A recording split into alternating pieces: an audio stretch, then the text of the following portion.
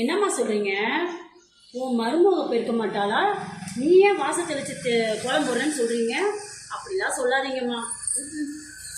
இல்லை, நான் உங்களை கேட்குறேன். உங்கள் வீடு தேடி வந்து என் மருமக எந்த வேலையுமே செய்யலை அப்படின்னு உங்ககிட்ட வந்து முதல் நாள் வந்து சொல்லிட்டு வந்தேனாம்மா. உங்கள் வீட்டில் வேறு வேலையே இல்லையா? போங்க, என் மருமகளை பற்றி எனக்கு தெரியும். நீங்கள் போங்க, உங்கள் வீட்டில் போய் உங்கள் வேலை இருந்தால் பாருங்கள், போங்கம்மா. வந்துட்டாங்க மாமியார் மருமகளுக்கு சண்டை எடுத்து விடலான்னு சொல்லிட்டு அங்கேருந்து வந்து நான் வாசல் போயிருக்கிறேன், ஏன் போயிருக்கிறீங்கன்னு வந்து கேட்குது. இந்த அம்மாட்ட போய் நான் சொல்லிட்டு வந்தேன்னா, இப்படிலாம் சொல்லாமா, இந்த மாதிரி பக்கத்து வீட்டில் இருக்கிறவங்க அக்கம் பக்கம் இருக்கிறவங்க அது இதுன்னு சொல்கிறாங்கன்னு சொல்லிட்டு நம்ம மருமகிட்ட சண்டை போடவே கூடாதுங்க. நம்ம வேலையை நம்ம செய்யணும். ஏன் இதெல்லாம் ஒரு எக்ஸசைஸ் மாதிரி தானே, வயசான காலத்தில் செஞ்சா என்ன?